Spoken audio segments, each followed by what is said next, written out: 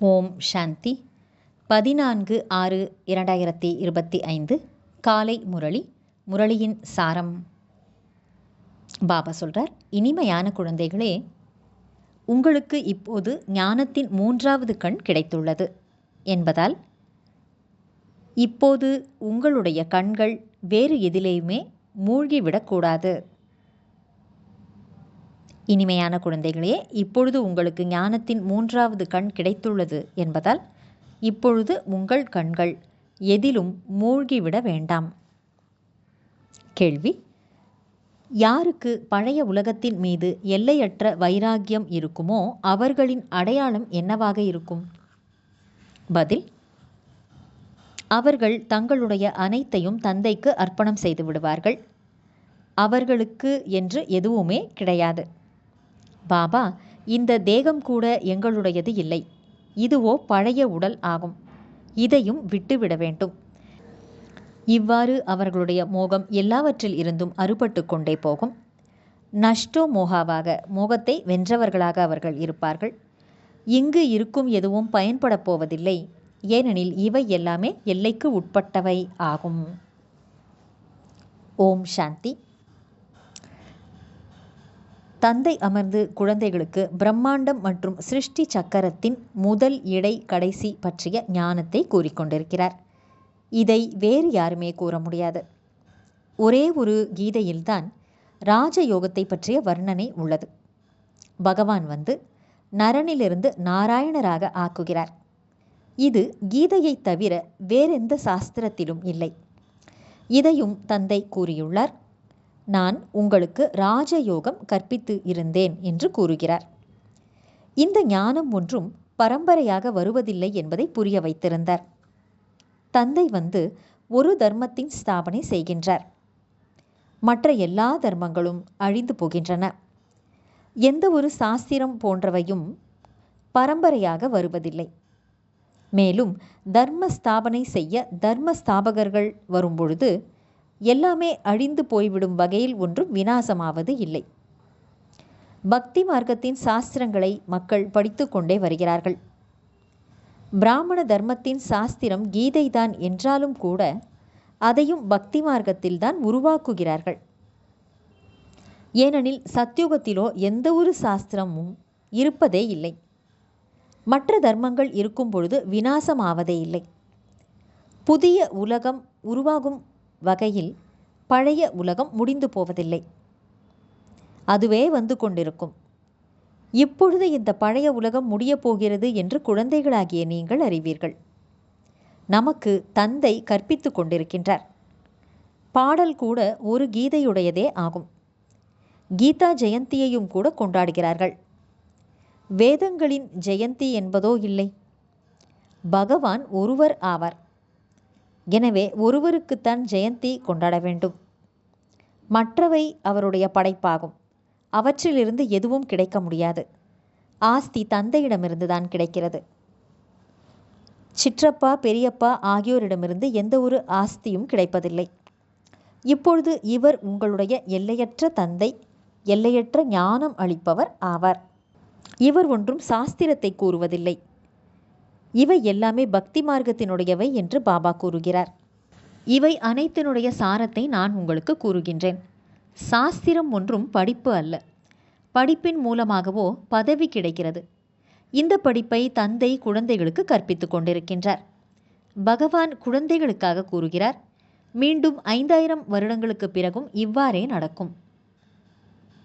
நாம் தந்தையிடமிருந்து படைப்பவர் மற்றும் படைப்பை பற்றிய முதல் இடை கடையை அறிந்து விட்டுள்ளோம் என்பதை குழந்தைகள் அறிந்துள்ளார்கள். இதை தந்தையை தவிர வேறு யாருமே புரிய வைக்க முடியாது. இந்த பிரம்மாவின் கமல திருவாயின் மூலமாக அவர் கூறுகின்றார். இது பகவான் மூலமாக கடனாக எடுக்கப்பட்ட வாயாகும் அல்லவா? இதற்கு கௌமுக்கு, பசுவின் வாய் என்றும் கூறுகிறார்கள். பெரிய தாய் ஆவார் அல்லவா? இந்த பிரம்மா பெரிய தாய் ஆவார் அல்லவா? இவருடைய வாயிலிருந்து ஞான வாக்குகள் வெளிப்படுகின்றதே தவிர ஜலம், தண்ணீர் அல்ல. பக்தி மார்க்கத்தில் பின் பசுவின் வாயிலிருந்து ஜலம் வருவதாக காட்டியுள்ளனர். பக்தி மார்க்கத்தில் என்னென்ன செய்கிறார்கள் என்பதை இப்பொழுது குழந்தைகளாகிய நீங்கள் அறிவீர்கள். எவ்வளவு தூரத்தில் இருந்து கவுமுக்கு, அதாவது பசுவின் வாய் என்ற இடத்திற்கு தண்ணீர் குடிப்பதற்காக செல்கிறார்கள். இப்பொழுது நீங்கள் மனிதரிலிருந்து தேவதையாக ஆகிக் கொண்டிருக்கிறீர்கள். தந்தை கல்பமாக வந்து மனிதனை தேவதையாக ஆக்குவதற்காக படிப்பை கற்பிக்கிறார் என்பதை நீங்கள் அறிவீர்கள்.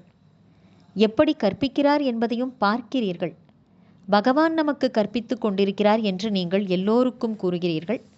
என் ஒருவனை நினைவு செய்தீர்கள் என்றால் உங்களுடைய விகர்மங்கள் அழிந்துவிடும் என்று அவர் கூறுகிறார். நல்லது. தாரணைக்கான முக்கியமான சாரம். 1. இந்த பழைய உலகத்தின் மீது எல்லையற்ற வைராக்கியம் உள்ளவராகி தனது அனைத்தையும் அர்ப்பணம் செய்துவிட வேண்டும். நம்முடையது என்று எதுவுமே இல்லை. இந்த தேகம் கூட நம்முடையது இல்லை. இவற்றிலிருந்து மோகத்தை துண்டித்து நஷ்டோ மோகாவாக, மோகத்தை வென்றவராக ஆக வேண்டும். 2. ஒருபோதும் தங்கள் ரிஜிஸ்டரில், அதாவது பதிவேட்டில் கரை ஏற்படும்படியான அப்பேற்பட்ட எந்த ஒரு தவறையும் செய்துவிடக்கூடாது. அனைத்து தெய்வீக குணங்களையும் தன்னுள் தாரணை செய்ய வேண்டும். உள்ளுக்குள் கோபத்தின் சிறிதளவு கூட இல்லாமல் இருக்கட்டும். வரதானம். பேசுவது, நினைப்பது மற்றும் செய்வது என்ற மூன்றையும் சமமாக ஆக்கக்கூடிய ஞான ஸ்வரூப ஆத்மா அல்லது ஞானித்துவ ஆத்மா ஆகுக. பேசுவது, நினைப்பது மற்றும் செய்வது ஆகிய மூன்றையும் சமமாக்கக்கூடிய ஞான சொரூபமான ஆத்மா ஆகுக. விளக்கம். இப்பொழுது வானப்பிரஸ்த நிலையில் செல்வதற்கான நேரம் நெருக்கத்தில் வந்து கொண்டிருக்கிறது. எனவே பலவீனங்களாகிய எனது மற்றும் வீணானது என்ற விளையாட்டை முடிவடையச் செய்து சொல், செயல் மற்றும் சிந்தனை இவற்றை சமமாக ஆக்குங்கள். அப்பொழுதுதான் நீங்கள் ஞான சொரூபமானவர்கள் என்று கூற முடியும். யார் அப்பேற்பட்ட ஞான சொரூபமான ஞானம் நிறைந்த ஞானித்துவ ஆத்மாக்களாக இருக்கிறார்களோ அவர்களுடைய ஒவ்வொரு செயல், சமஸ்காரம், குணம் மற்றும் கடமையும் சக்திசாலியானதாக, தந்தைக்கு சமமானதாக இருக்கும். அவர்கள் ஒருபொழுதும் வீணானவற்றின் விசித்திரமான விளையாட்டை விளையாட மாட்டார்கள். சதா பரமாத்மாவை சந்திக்கும் விளையாட்டில் பிஸியாக இருப்பார்கள். ஒரு தந்தையுடனான சந்திப்பை கொண்டாடுவார்கள் மற்றும் பிறரையும் தந்தைக்கு சமமாக ஆக்குவார்கள். ஸ்லோகன். சேவையினுடைய ஊக்கம் சின்ன சின்ன வியாதிகளை அல்லது நோய்களை அமிழ்த்தி விடுகிறது. சேவை செய்வதற்கான நோக்கம் சின்ன சின்ன நோய்களை எல்லாம் அமிழ்த்தி விடுகிறது. நல்லது. இனிமையிலும் இனிமையான, வெகு காலம் கழித்து காணாமல் போய் மீண்டும் தேடி கண்டெடுக்கப்பட்டுள்ள செல்லமான குழந்தைகளுக்கு தாயும் தந்தையுமான பாப்தாதாவின் அன்பான நினைவுகள் மற்றும் காலை வணக்கம். ஆன்மீக குழந்தைகளுக்கு ஆன்மீக தந்தையின் நமஸ்காரம். ஆன்மீக தந்தைக்கு ஆன்மீக குழந்தைகளின் நமஸ்காரம். அவ்யக்த சமிக்கை. ஆன்மீக ஸ்திதியில் இருப்பதற்கான அபியாசம் செய்யுங்கள். உள்முக நோக்குள்ளவர் ஆகுங்கள். வாய் மற்றும் மனதை மௌனமாக வைத்திருப்பவர்கள்தான் உள்நோக்கு முகமுடையவர்கள் ஆவார்கள். வாயினுடைய மௌனத்தையோ உலகத்தில் இருப்பவர்களும் கூட மேற்கொள்ளுகிறார்கள். ஆனால் இங்கே வீணான சங்கல்பம் செய்யாமல் மனதை மௌனமாக வைத்திருக்க வேண்டும்.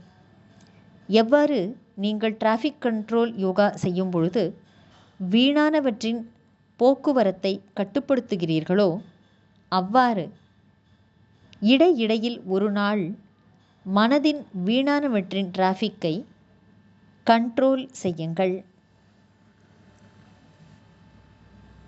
நல்லது.